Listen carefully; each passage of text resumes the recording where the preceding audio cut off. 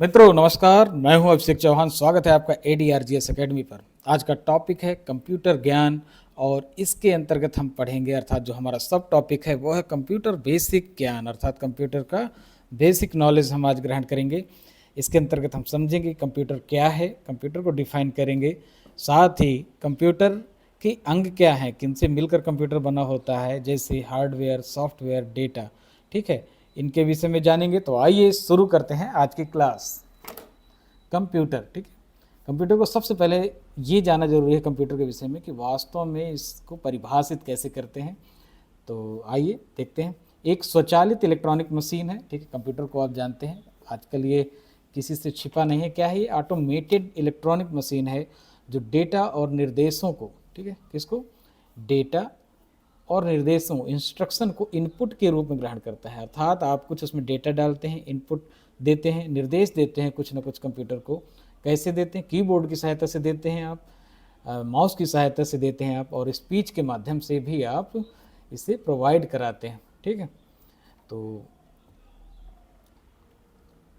Data को या instruction को इनपुट रूप में ग्रहण करता है कौन? कंप्यूटर। फिर उसका एनालिसिस करता है, उसकी प्रोसेसिंग करता है, विश्लेषण करता है, ठीक है। दूसरे स्टेप पर क्या करता है? जब उस पर उसको इन्फॉर्मेशन मिल जाती है, उसका एनालिसिस करता है, विश्लेषण करता है, विश्लेषण, ठीक है, एनालिसिस बोलते हैं, और प्रोसेसिंग।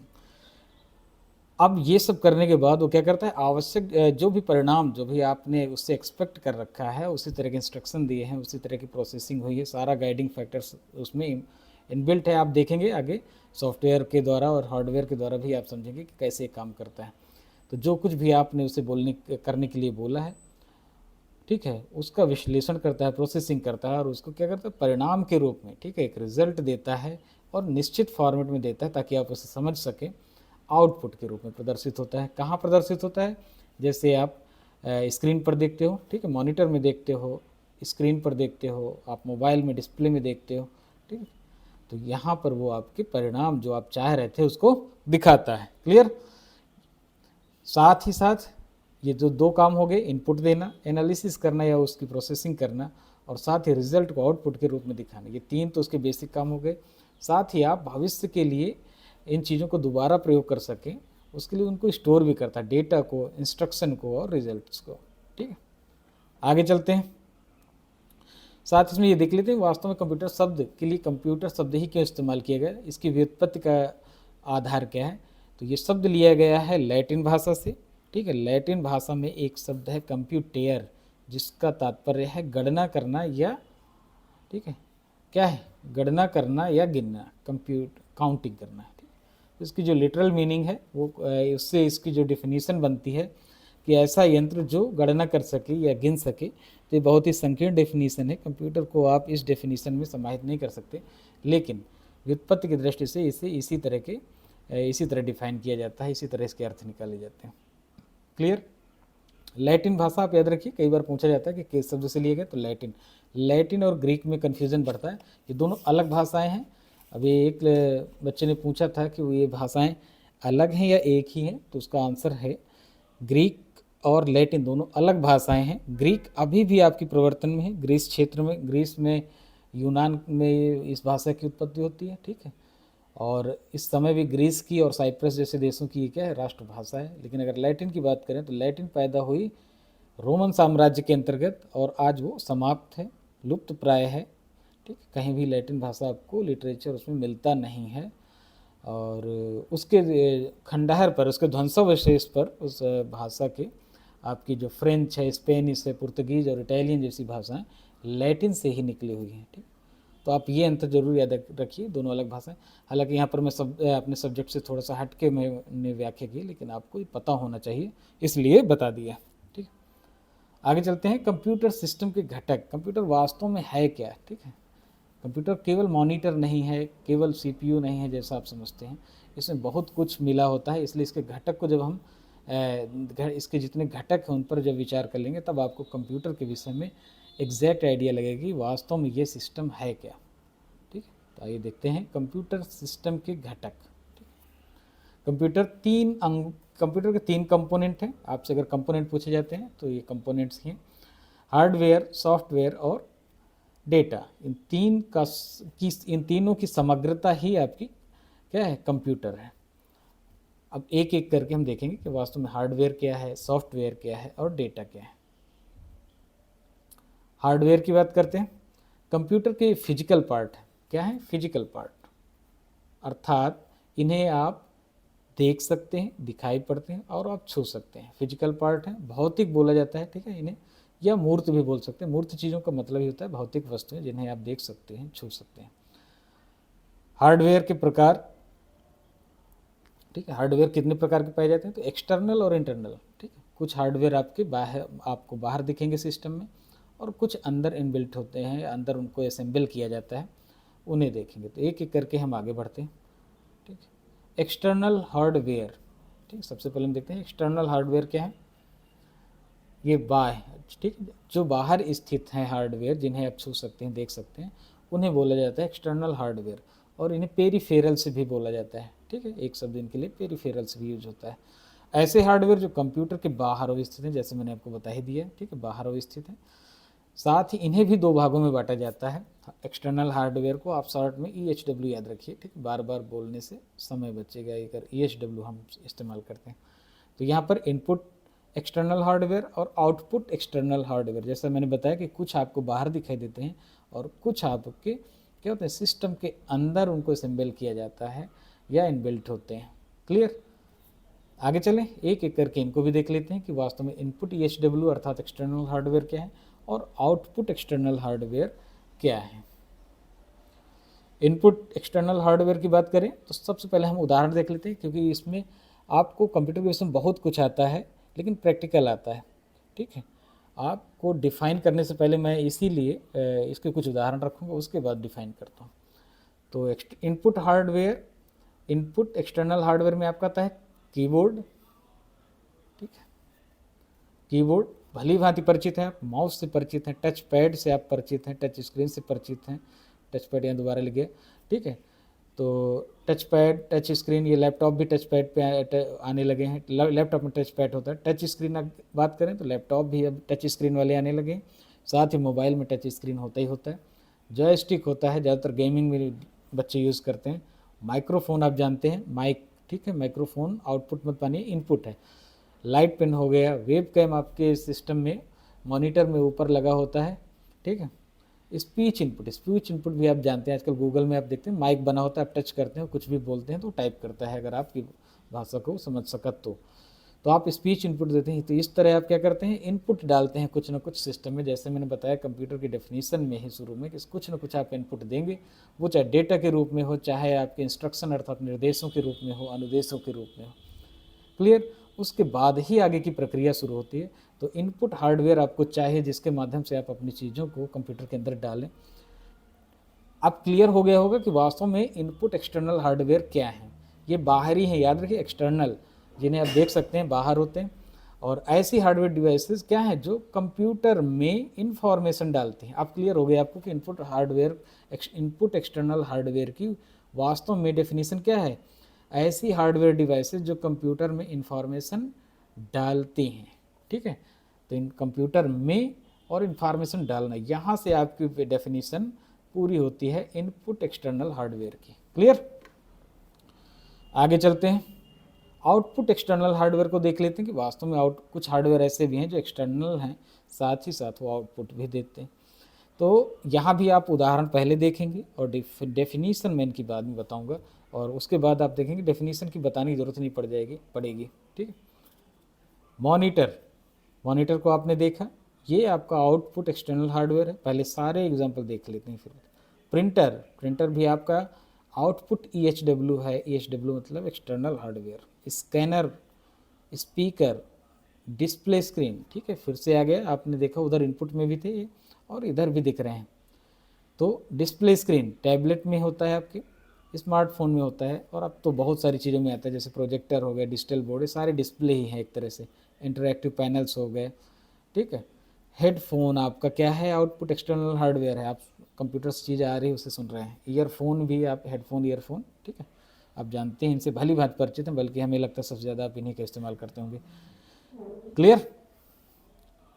तो आपने देख, एक मिनट इसको एयरप्लेन मोड में कर देते हैं तो क्लास डिस्टर्ब नहीं होगी। क्लियर।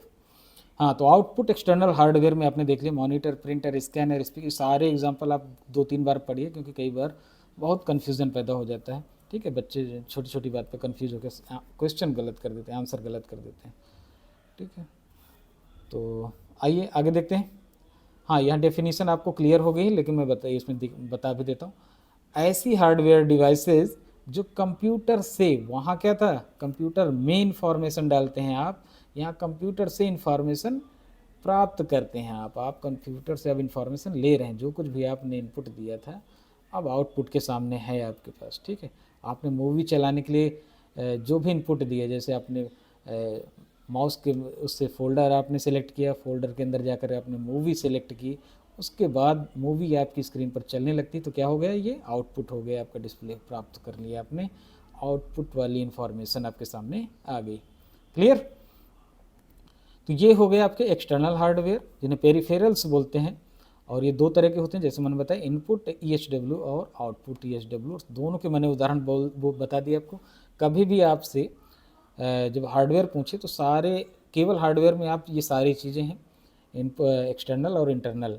ठीक, और जब पर्टिकुलर पूछे कि इनमें से कौन सी इंटरनल है, कौन सी एक्सटर्नल है, तब आप बता लेंगे। साथ ही एक्सटर्नल में कौन सी इनपुट वाली है, कौन सी आउटपुट वाली है, ठीक है, वो उदाहरण भी आप बता लेंगे।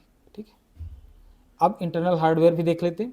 ऐसे हार्डवेयर जो कंप्यूटर के अंदर अवस्थित हैं, ठीक है, they are located inside the computer. तो आप हार्डवेयर को कंप्यूटर के अंदर अवस्थित पाते हैं। ठीक, ऐसे हार्डवेयर से आपके क्या बोले जाते हैं, इंटरनल हार्डवेयर। ओके, इसके कुछ उदाहरण देख लेते हैं। CPU, ठीक है, CPU को आप जानते हैं, लेकिन वो वास्तव में कैबिनेट है जिसे आप CPU बोलते हैं। CPU अंदर होता है इसी के, वो भी CPU केवल वो कैबिनेट नहीं है, उसके अंदर बहुत चीज़ें होती हैं। तो आप देखेंगे इंटरनल हार्डवेयर में क्या क्या है। CPU जैसे मैंने बताया, central processing unit, hard disk drive, ROM, ठीक है, रीड ओनली मेमोरी, और रैम, रैंडम एक्सेस मेमोरी, साथ ही मदरबोर्ड। ठीक है, मदरबोर्ड, ये सारे क्या हैं, आपके इंटरनल हार्डवेयर हैं, जो कि सिस्टम के अंदर होते हैं, आपको बाहर से दिखाई नहीं देते। ठीक है, अंदर असेंबलिंग इनकी होती है। क्लियर हो गया कि इंटरनल और एक्सटर्नल के बीच अंतर आपको पता चल गया, सबके उदाहरण आपको पता चल गए। अब हार्डवेयर के जब आप उदाहरण देखेंगे तो आप कम से कम इसमें 15 एग्जाम्पल आपको दे दिए गए हैं, वाइड रेंज आपको मिल गई है, और आंसर आप ढूंढ सकते हैं, छांट सकते हैं। आगे चलते हैं कंप्यूटर के अगले अंग पर, अगले कंपोनेंट पर, वो है आपका सॉफ्टवेयर। ठीक है, सॉफ्टवेयर है क्या, सबसे पहले ये देख लेते हैं कि सॉफ्टवेयर है क्या।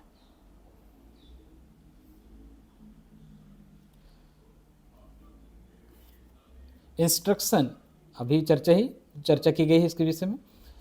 इंस्ट्रक्शंस अनुदेशों और प्रोग्रामों का समूह है, जो कंप्यूटर को यह बताता है कि कब करना है, क्या करना है, कैसे करना है। ठीक है, व्हेन, व्हाट एंड हाउ। ठीक है, इन 3 से मिलकर ये बना हुआ है, और यही है इसका उद्देश्य। इंस्ट्रक्शंस या प्रोग्रामों का समूह जो कंप्यूटर को यह बताता है कि उसे कब, क्या और कैसे करना है। प्रोग्रामों का समूह से मान सकते हैं, इंस्ट्रक्शंस मान सकते हैं। ठीक है, ये ऐसे नहीं होता कि एक अनुदेश दे दी, ये वास्तव में एक कलेक्टिव सिस्टम पूरा होता है। प्रोग्राम एक नहीं होता, इसमें कई प्रोग्राम्स होते हैं। ठीक है, अब आगे चलते हैं।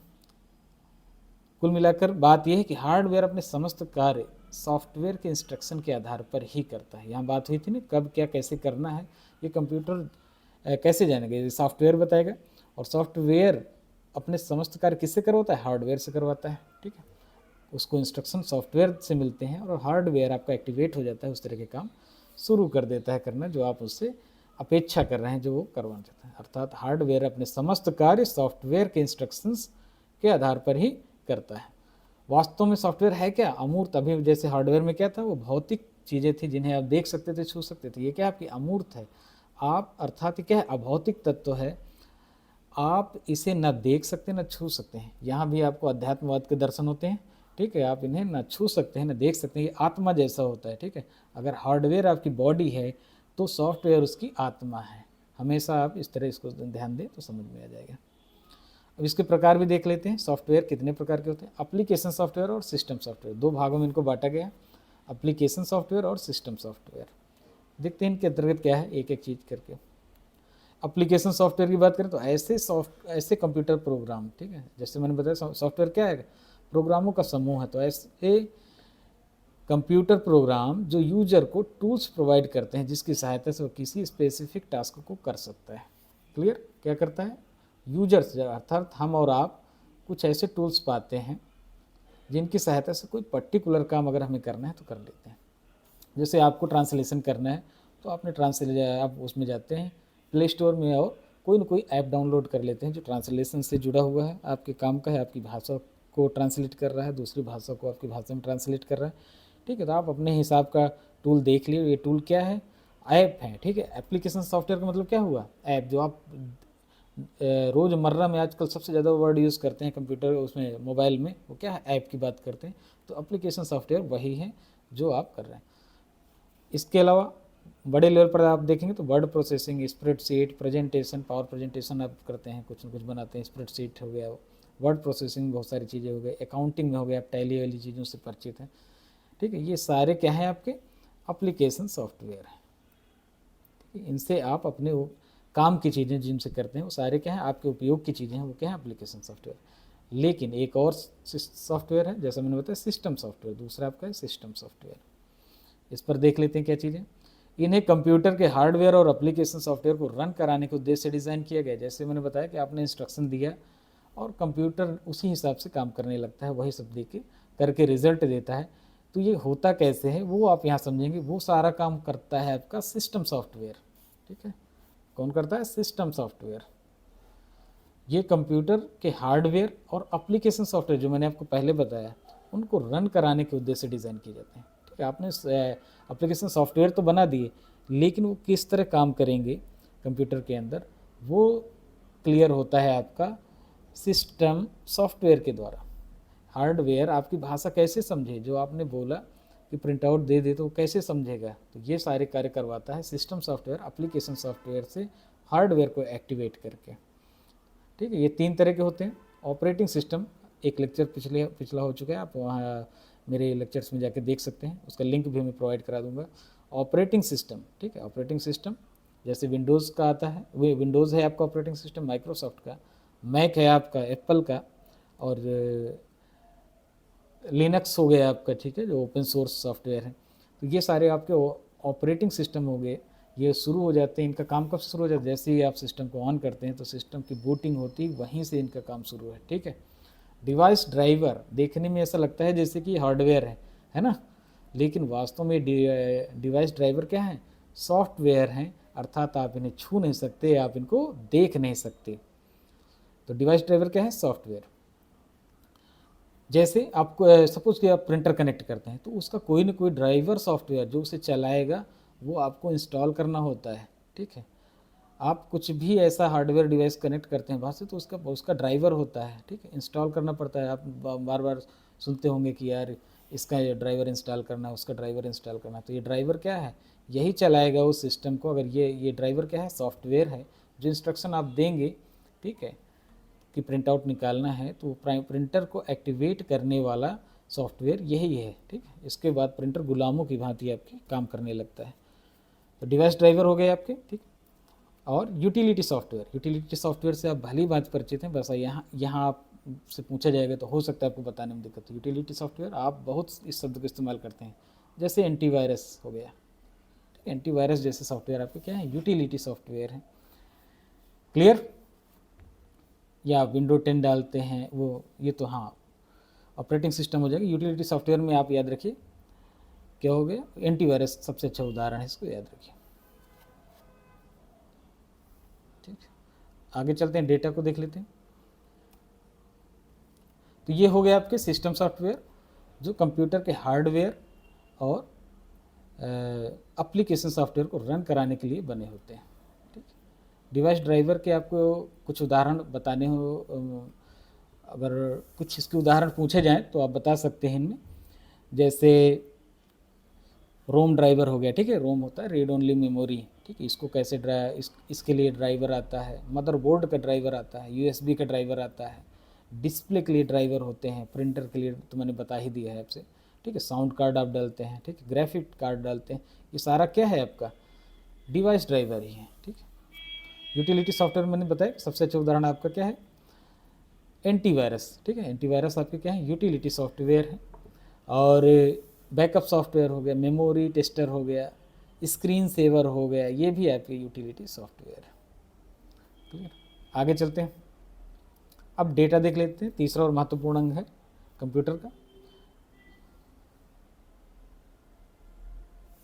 डेटा। यह तथ्यों और सूचनाओं का अव्यवस्थित संकलन है, ठीक है। याद रखिए, इसकी डेफिनेशन बहुत महत्वपूर्ण है, यहीं से आपको क्लियर होगा कि वास्तव में डेटा है क्या। अगर आपसे पूछ लिया जाएगा 20 शब्दों में लिखने के लिए, तो आप लिख सकते हैं कि डेटा वास्तव में है क्या। ये तथ्यों अर्थात फैक्ट्स और इंफॉर्मेशन अर्थात सूचनाओं का अव्यवस्थित संकलन है। क्या है, अव्यवस्थित। इसके दो रूप होते हैं, अर्थात डेटा क्या है, डेटा आप कुछ भी डाल देते हो लेकिन कंप्यूटर उसको अरेंज करता है, इंफॉर्मेशन में बदलता है, ठीक है। इंफॉर्मेशन क्या है आपकी, एक व्यवस्थित डेटा है, जबकि डेटा अपने आप में अव्यवस्थित। आपने 4 लिख दिया तो 4 का क्या मतलब है, कुछ नहीं पता है क्या करना है उसका। 5 लिख दिया, x लिख दिया, कोई मतलब नहीं इसका। इसको क्या करना है, इसके लिए इसको क्या है, एक मीनिंगफुल चीज़ बनाने के लिए इंफॉर्मेशन का रूप दिया जाता है, उसे व्यवस्थित किया जाता है। तो डेटा आपका एकदम रॉ चीज़ है, रॉ मटेरियल है और ये अव्यवस्थित है, ठीक है। इसके दो रूप होते हैं, ठीक है। यहाँ मैंने इंफॉर्मेशन वर्ड यूज़ किया है, तो इंस्ट्रक्शन की बात करते हैं। डेटा क्या है आपका, अव्यवस्थित है, डेटा क्या है, अव्यवस्थित, जबकि इंस्ट्रक्शन, ठीक है, इंस्ट्रक्शन क्या है आपका, व्यवस्थित। आपको डेटा को क्या करना पड़ता है, व्यवस्थित करना होता है, ठीक है। आप भी कर सकते हैं और ये काम कंप्यूटर भी आजकल करने लगा है। आप कुछ भी गूगल में सर्च करते हो, उटपटांग डाल देते हो, तो भी वो उससे मिलता जुलता कुछ ना कुछ आपको देगा कि क्या आप इसको सर्च करना चाहते थे। तो उसने क्या किया, आपके रॉ डेटा को जो कि अव्यवस्थित है उसको व्यवस्थित करके आपके सामने रखा है, तो ये सुविधा भी प्राप्त है। और अगर आपने खुद ही डेटा को व्यवस्थित कर रखा है तो वो अलग बात है, आपका टाइम ही बचेगा। क्लियर। तो इंस्ट्रक्शन, डेटा क्या होता है, अव्यवस्थित, और इंस्ट्रक्शन है आपका व्यवस्थित। अगर मैंने इसमें इंफॉर्मेशन में ये चीज़ यूज़ की हो तो उसको सही कर लेना, इंस्ट्रक्शन है व्यवस्थित आपका।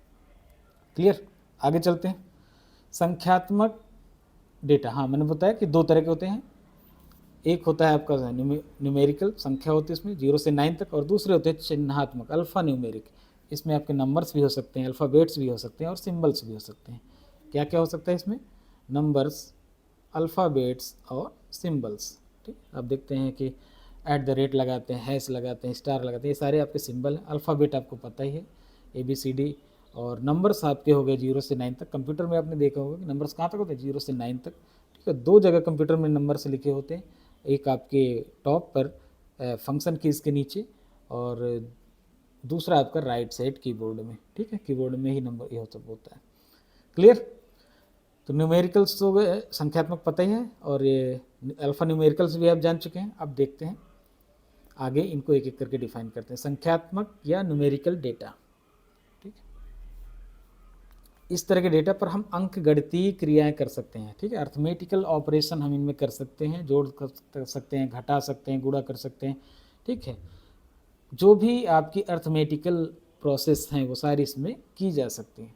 जैसे आप कर्मचारियों का वेतन डिफाइन करते हैं, शॉप आपकी दुकान में कितनी बिक्री हुई, कितना आपने उधार दे रखा है, स्कूल में विद्यार्थियों के नंबर, प्राप्तांक की लिस्ट आपको बनानी, ये सारा जो है आपका न्यूमेरिकल डेटा के माध्यम से किया जाता है, ठीक है। जैसे मैंने बताया, न्यूमेरिकल डेटा हम 0 से 9 तक यूज़ करते हैं, केवल 0 से 9 तक आपकी कीज़ दी होती हैं, उन्हीं से सारे अंक बनते हैं और बन भी जाते हैं। आगे चलते हैं, चिन्हात्मक, अल्फ़ा न्यूमेरिक।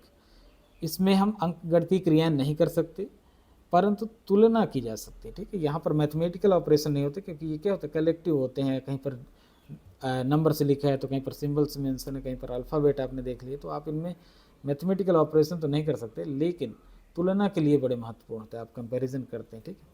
और इसमें जैसे मैंने बताया, अक्षरों का प्रयोग होता है, अंकों का प्रयोग होता है, चिन्हों का प्रयोग होता है, ठीक है, अल्फ़ाबेट्स का प्रयोग होता है, नंबर्स का प्रयोग होता है, और सिंबल्स, ठीक है। क्लियर। तो ये हो गई आज आपकी क्लास, ये बेसिक क्लास थी, और उम्मीद है आपको निश्चित रूप से ये समझ में आएगी। 1-2 बार क्लास को आप देख सकते हैं, जैसे किसी का बेसिक बहुत वीक है तो कई बार देख सकता है और चीज़ें समझ में आ जाएंगी। ठीक है, ओके, मिलते हैं हम अगली क्लास में, जिसमें हम हार्डवेयर के विषय में और डिटेल में जाएंगे, प्रिंटर के विषय में देखेंगे, स्कैनर देखेंगे, मॉनिटर वो माइक्रोफोन के विषय में देखेंगे, क्योंकि आपके सिलेबस में कई बार डिटेल्ड वे में इनको पूछा गया है, इसलिए इन पर हम पर्टिकुलर होकर आगे बढ़ेंगे। Thank you very much. अगर आपको ये वीडियो उपयोगी लग रहे हो तो आप सब्सक्राइब कर सकते हैं, लाइक कर सकते हैं, शेयर कर सकते हैं। ठीक है, थैंक यू वेरी मच।